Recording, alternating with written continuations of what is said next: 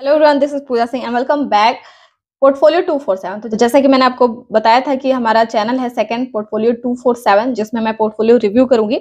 जिसको जो है यानी ये पोर्टफोलियो रिव्यू जो है स्टॉक 247 हमारे ऐप के थ्रू ही आ रहा है, यानी कि स्टॉक 247 एप्लीकेशन पर आप वहां पर हमें टेक्स्ट करोगे, देन हम जो है आपको व्हाट्सएप नंबर प्रोवाइड कराएंगे जहां पर अपने पोर्टफोलियो का स्क्रीनशॉट आप सेंड कर सकते हो, ताकि इस चैनल पर मैं आपके पोर्टफोलियो का जो है यहाँ पर वीडियो बनाकर मैं आपको बता सकूँ उसमें क्या करना है, टोटली बेहतर तरीके से रिव्यू।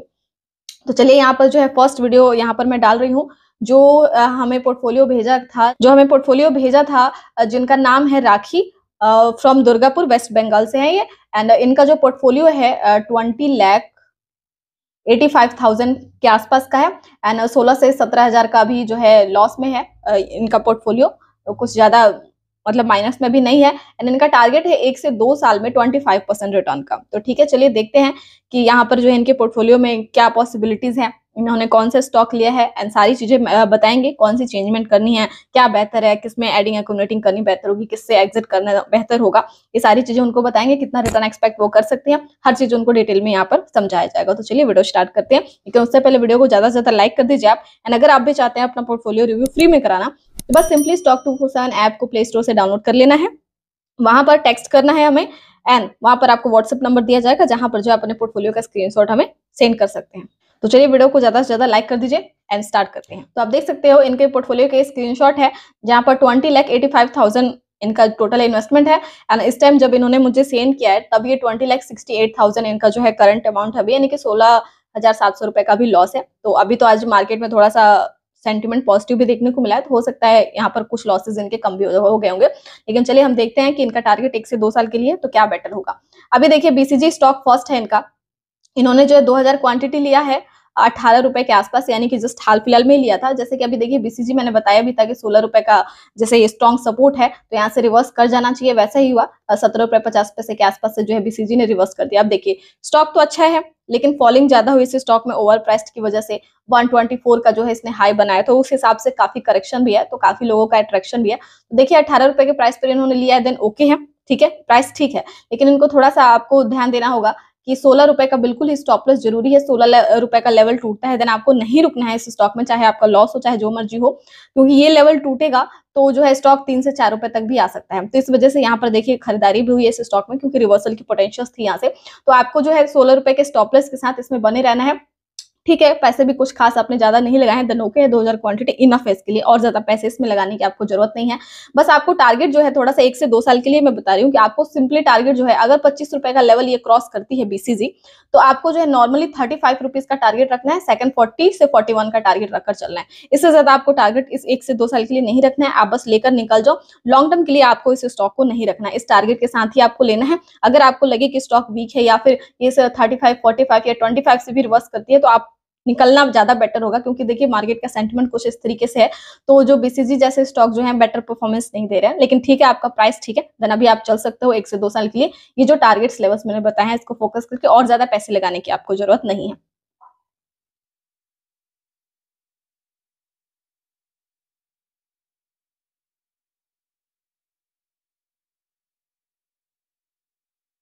चलिए सेकंड स्टॉक इन्होंने लिया है आईटीसी, ठीक है। स्टॉक तो देखिए अच्छा है और लॉन्ग टर्म डिविडेंड पर्पस से भी काफी बेटर है स्टॉक, तो हर किसी के पोर्टफोलियो में होना भी चाहिए आईटीसी। मैं खुद भी कई बार फोकस कराती हूँ कि लॉन्ग टर्म के लिए या फिर एसआईपी के लिए एफएमसीजी सेक्टर से या फिर सेफ स्टॉक आप ढूंढते हो, तो आईटीसी उसमें काफी बेटर हो जाता है। लेकिन आप प्राइसेस की बात आ जाती है, कितना अमाउंट लगाया है आपने, किस लेवल पर लिया है, ये ज्यादा मायने रखता है। तो देखिए इन्होंने 80,000 रुपीज यहाँ पर लगाया है, जस्ट रिसेंटली इन्होंने बाई किया है 383 के ऊपर। तो यहीं पर थोड़ा सा जो है सोचने वाली बात है कि अभी देखिए आई थिंक ये 377 रुपीज के आसपास ट्रेड करी है ये, जब मैं वीडियो शूट करी हूँ। तो यहाँ पर देखिए इन्होंने थोड़ा सा ऊपर के प्राइस पर इसको लिया है, जो कि ओवर प्राइस नजर आ रहा है। मुझे लगता है कि थोड़ा नीचे होता देन बेटर होता, लेकिन चलिए पोर्टफोलियो के लिए बेटर है स्टॉक, आपको होल्ड करना चाहिए इस स्टॉक को। लेकिन आपको करना क्या है, देखिए अमाउंट भी आपने ज्यादा नहीं लगाया है, देन ओके है, आप इसको होल्ड करके चल सकते हो। लेकिन थोड़ा एडिंग एक्यूमुलेटिंग के लिए जो है, एड एक्यूमुलेट करने के लिए आपको प्रिपेयर रहना होगा। एंड मुझे लगता है आपने 80,000 लगाया है, तो आईटीसी एक ऐसा स्टॉक है जिसमें अमाउंट ज्यादा लगाया जा सकता है। तो आप जो है नॉर्मली 2 लाख से जो है 2.5 लाख का अपना टारगेट रख सकते हो इस स्टॉक में एड एक्यूमुलेट करके। अब देखिए मैं लेवल्स बताती हूँ, उस हिसाब से आपको मैनेज करके चलना है, तब जाके ये बेटर होगा। एंड 1 से 2 साल में बेटर रिटर्न एक्सपेक्ट किया जा सकता है इसे। अब देखिए 383 पर आपने लिया है, आपको करना क्या है कि अगर स्टॉक जो है 372 का लेवल क्रॉस करता है, चलिए मैं थोड़ा सेफ जाती हूँ, 370 ही मानती हूँ कि ये लेवल अगर टूटता है तो आपको मानकर चलना होगा कि 356 तक ये फॉल हो सकती है। एंड 340 से लेकर 356 ये इसका कंसोलिडेशन जोन है। तो आपको जो है फर्स्ट एवरेजिंग इस प्राइस पर करनी होगी, यानी कि फर्स्ट ट्रेडिंग आप यहाँ पर कर लीजिए। नॉर्मली आप 60 से 70,000 या फिर जो जो अमाउंट आपने 80,000 का यहाँ लगाया है वो यहाँ पर लगाकर इसको एवरेजिंग करेंगे, देन बेटर होगा फर्स्ट एवरेजिंग। अगर ये लेवल भी टूट जाता है, क्योंकि पहले भी मैंने देखिए 325 से इस स्टॉक को फोकस कराया कि 325 से कई बार फोकस कराया कि सपोर्ट पर है, वहां से रिवर्स कर सकती है। सेम चीज बताया था कि 340 एंड 356 का लेवल तोड़ता है तो 370 का टारगेट भी मैंने दिया था, हालांकि उससे ज्यादा ही अचीव कर चुकी है, लगभग 400 पहुंच चुकी है। तो सेम चीज मैं अभी भी कहूंगी कि अगर स्टॉक आपको फर्स्ट एडिंग 340 356 पर आप कर सकते हो, एडिंग करके चलना ज्यादा बेटर होगा। एंड 340 का लेवल टूटता है तो 310 रुपए से लेकर ये जो 325 का प्राइस है इसका, इसके प्राइस पर सेकंड एडिंग करके आप चल सकते हो, देन बेटर होगा। आप नॉर्मली 2 से 2.5 लाख जो रुपए इसमें लगाकर देन आप होल्ड करके चल सकते हो। एंड अपना टारगेट जो नॉर्मली अगर मैं कहूँ तो 1 से 2 साल में 470 रुपए से लेकर 500 तक आप रख सकते हो, यानी कि आईटीसी इस तरीके से बेटर होगा।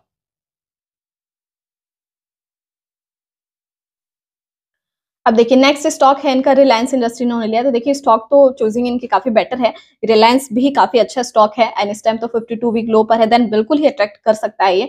एंड इन्होंने 2220 रुपीज पर बाई किया जो कि इसका 52 वीक रेंज है, देन ओके है, प्राइस ठीक है, आपने बेटर लिया है। एंड इसमें 2 लाख रुपए लगाया है, ठीक है, आपको और ज्यादा एडिंग एक्यूमुलेटिंग करने की इसमें जरूरत नहीं है।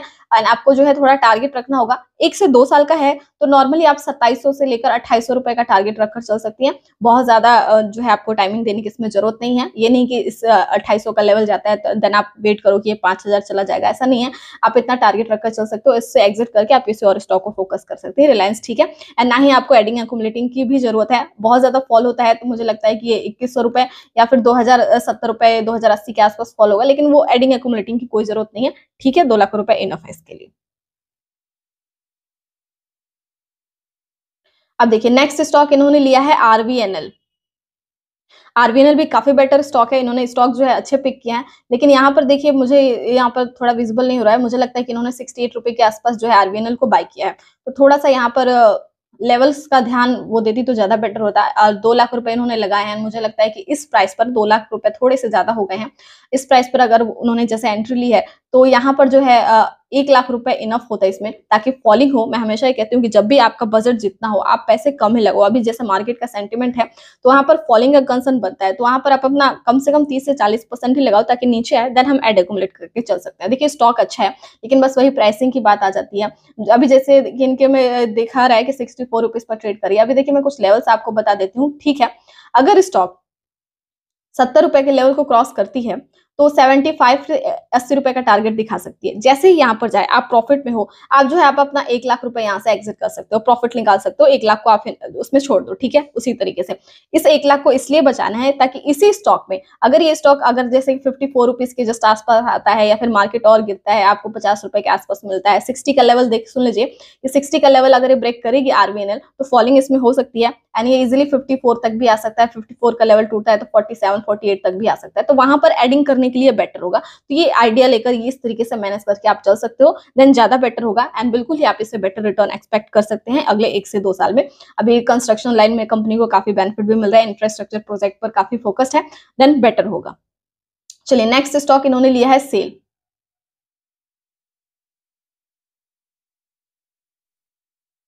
अब देखिए सेल इन्होंने लिया है 84 रुपीज पर, 59,000 लगाया, ठीक है। कोई अमाउंट कुछ इनके जो 20 लाख का पोर्टफोलियो है उस हिसाब से कुछ ज्यादा नहीं है।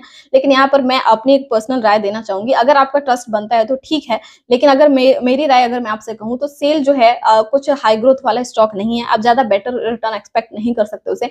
अभी देखिए 24 मार्च को जो है डिविडेंड देने वाली है, तो मुझे लगता है कि आपको एक्स डिविडेंड के लिए अगर आपने लिया है देन ओके है, लेकिन डिविडेंड मिलते ही एग्जिट करना ज्यादा बेटर होगा सेल से, क्योंकि ज्यादा ग्रोथ इससे एक्सपेक्टेड नहीं है। एंड आपको भी पता होगा, अगर नहीं पता तो मैं बता देती हूँ कि डिविडेंड देने के बाद स्टॉक के प्राइसेस फॉल होते हैं एंड कुछ खास मोमेंट नहीं है। तो मुझे लगता है कि यहाँ पर जो है सेल के बजाय better stock focus steel sector से किया जा सकता था। सेफ है लेकिन ज्यादा ग्रोथ हम एक्सपेक्ट नहीं कर सकते हैं, तो मुझे लगता है डिविडेंड लेकर आप या तो निकल जाओ या फिर डिविडेंड के 1 दिन पहले एक्स डेट को भी आप निकल सकते हो प्रॉफिट लेकर। तो यहाँ पर सेल के लिए थोड़ा सा मुझे बेटर जो है नहीं विजिबिलिटी मिल रही है, देन आप इसके बारे में सोच सकते हो। बाकी आप पर डिपेंड करता है कि आप क्या करते हो।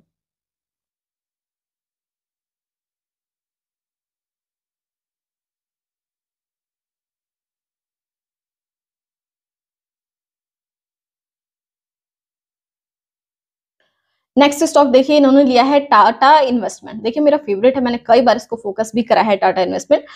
लेकिन तभी तभी जब टाटा के किसी स्टॉक में आपका इन्वेस्टमेंट ना हो। तो यहाँ पर देखिए मैं थोड़ा सा आपको यहाँ पर समझाना चाहूंगी कि इन्होंने टाटा स्टील में लिया है, ओके है, टाइटन में भी लिया है, बेटर है।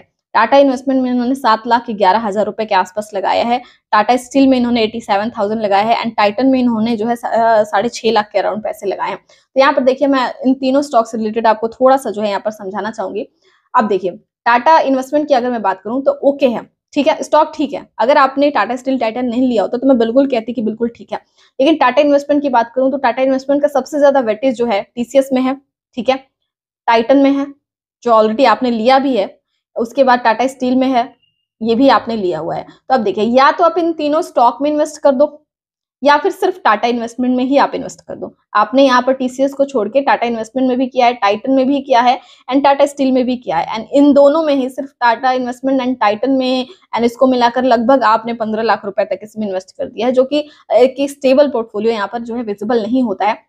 आपको मैं सिंपली यही कहना चाहूंगी कि जैसे ही प्रॉफिटेबल आप होते हो टाटा इन्वेस्टमेंट में, ठीक है, बेटर है। अगर आप टाटा स्टील टाइटन नहीं लेते हो देन टाटा इन्वेस्टमेंट ठीक है, लेकिन फिर भी मैं आपसे कहूंगी कि थोड़ा अमाउंट आपने ज्यादा लगाया है टाटा इन्वेस्टमेंट में। इसमें से आपको जैसे ही आप प्रॉफिटेबल होते हो, देखिए टाटा इन्वेस्टमेंट 2050 के आसपास जाता है तो मुझे लगता है कि आपको जो है 40% तक, ज्यादा से नहीं तो 40 to 50% आपको जो है प्रॉफिट लेकर निकल कर यहाँ पर मुझे लगता है कि आपको इंडेक्स में पैसा लगाना चाहिए, जो कि आप निफ्टी 20 में पैसा लगा सकते हो एंड इस टाइम रिसेशन है, थोड़ा फॉलिंग भी है, बियरिश है, तो ये आपको काफी सस्ता मिल रहा है जो कि बेटर है। एंड इससे सिंपली आप नॉर्मली एक साल में 15% रिटर्न तो हम एक्सपेक्ट कर ही सकते हैं। तो निफ्टी 20 मुझे लगता है कि ज्यादा बेटर होगा। हालांकि आप देख लेना आपको कैसे करना है, लेकिन अगर आप मेरी राय पूछो तो टाटा इन्वेस्टमेंट से कुछ परसेंट अपना निकालकर निफ्टी 20 में इन्वेस्टमेंट ज्यादा बेटर होगी, क्योंकि आपने टाटा स्टील में लिया है जो कि बेटर है एंड टाइटन भी स्टॉक बेटर है। तो इस वजह से जो है टाटा इन्वेस्टमेंट का कुछ परसेंट निकालकर आप निफ्टी 20 में करते हो देन बेटर होगा एंड पोर्टफोलियो काफी स्टेबल एंड सेफ भी होगा एंड ज्यादा बेटर होगा। एंड वही देखिए टाटा स्टील की अगर मैं बात करूं तो 87,000 है, ठीक है, इन्होंने बेटर लिया है, प्राइसेस भी 108 रुपए बिल्कुल ठीक है। लेकिन मुझे लगता है कि टाटा स्टील अगर 100 रुपीज के नीचे जाती है, 98 रुपीज के आसपास, तो आप बिल्कुल प्रिपेयर रहो इसको एवरेज करने के लिए। आप इसमें अगेन जो है 80,000 50,000 रुपए अपने बजट के हिसाब से लगा सकते हो एंड कुछ अपना डीमेट में भी अपना पैसा रख सकते हो, इसमें से कुछ निकाल के जो प्रॉफिट होता है, ताकि जो एवरेजिंग करने में ठीक हो। आपके सभी स्टॉक्स ओके हैं जिसे हम एवरेजिंग करके चल सकते हैं। तो इतना ठीक है, टाटा स्टील के लिए भी आपको क्लियर मिल रहा है, ठीक है। टाटा स्टील के लिए अगर मैं आपको नॉर्मली बता दूं तो 124 रुपए का टारगेट आप फर्स्ट रख सकते हो, ठीक है। सेकंड टारगेट अगर 125 का लेवल क्रॉस करती है देन 138 का आपको टारगेट रखना है, 138 के ऊपर भी सस्टेन कर जाती है तो 145। इससे ज्यादा भी टारगेट 1 से 2 साल में इसका नहीं है, देन आप इस प्राइस से लेकर आप निकल जाना, ठीक है। नहीं भी मिलता है आपको 1 से 2 साल में, देन आप पहले भी यहाँ से जो लेवल्स मैंने बताए हैं यहाँ पर भी प्रॉफिट बुक करके किसी और को पिक कर सकते हो, क्योंकि टाटा स्टील अगले 1 से 2 साल में मतलब इतना टारगेट हमें दिखा सकती है। टाइटन की वही बात करूं तो देखिए टाइटन में भी आपने थोड़ा अमाउंट ज्यादा लगाया है। मुझे लगता है कि इसी स्टॉक में इतना ही अमाउंट अगर आपको लगाना है तो थोड़ा प्राइसेस एवरेजिंग करके डाउन होता तो ज्यादा बेटर होता। आपने 2500 रुपए पर, जैसे कि देखिए टाइटन यहाँ पर लिया हुआ है, 2500 रुपए पर बाई किया है एंड अगर मैं कहूँ यहाँ पर 6.5 लाख रुपए है, ठीक है। लेकिन अगर यही आप जैसे प्रॉफिटेबल जैसे ही आप होते हो तो मुझे लगता है कि कुछ पैसे इसमें से निकाल कर 2300 रुपए के आसपास नीचे स्टॉक जाता है, देन वहां पर एक एडिंग आप कर सकते हो, ठीक है। पहले मैं इसको हटा देती हूँ।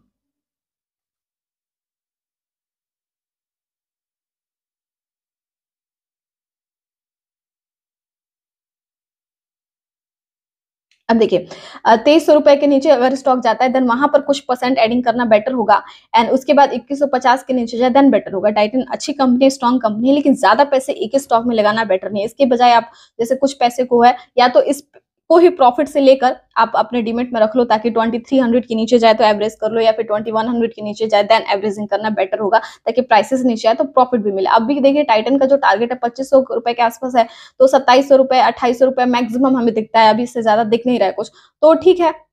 इतने में अगर आप सेटिस्फाइड हो देन ओके है, तो आपका टारगेट भी 1 से 2 साल का है, तो इतना ही टारगेट हम रखकर चल सकते हैं। एंड मुझे लगता है कि कुछ पैसे जो है आप इसमें से, जैसे टाइटन में आपने करीब करीब 6.5 लाख रुपए लगाए हैं, तो कुछ जो है केमिकल सेक्टर में लगाया जा सकता था, अभी सस्ते प्राइस पर भी काफी मिल रहे हैं। कुछ जो है आर्टिफिशियल इंटेलिजेंस स्टॉक में लगाना बेटर होता, जैसे कि टाटा एलेक्सी सस्ता मिल रहा है, हैप्पीएस्ट माइंड बेटर है, उसको आप फोकस कर सकते थे। यहाँ पर एलटीटीएस आई थिंक बेटर होता है इस पोर्टफोलियो के लिए, इस 20 लाख के पोर्टफोलियो में एलटीटीएस जो है काफी बेहतर फिट होता है। हैप्पीएस्ट माइंड यहाँ पर बेटर होता।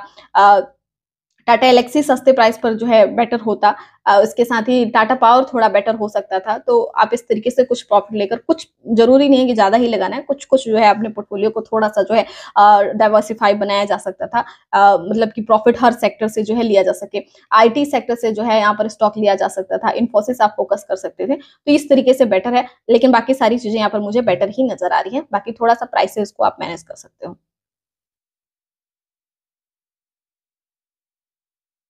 अब देखिए इनका लास्ट स्टॉक है TWL जो है तीतागढ़ वैगन लिमिटेड, 70,000 रुपए के आसपास इन्होंने लगाया है 234 पर 200 क्वांटिटी है। तो देखिए ना ही क्वांटिटी ज्यादा है ना ही अमाउंट ज्यादा है इस 20 लाख के पोर्टफोलियो के हिसाब से।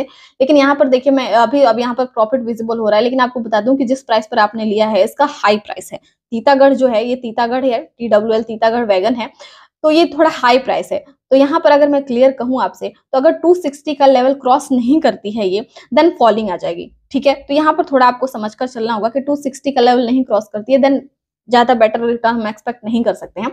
एंड 228 का लेवल अगर टूटता है, अभी जब मैं वीडियो शूट करी हूँ 239 के आसपास आई थिंक ट्रेड करी है, तो 228 का लेवल टूटता है तो 195 तक ये फॉल हो सकती है, तो आपको जो है थोड़ा फेस करना पड़ सकता है। तो मुझे लगता है कि इसके बजाय आप चाहो तो कर सकते हो, इसके बजाय प्रॉफिट लेकर IRCTC को फोकस किया जा सकता है, जो कि बेटर है।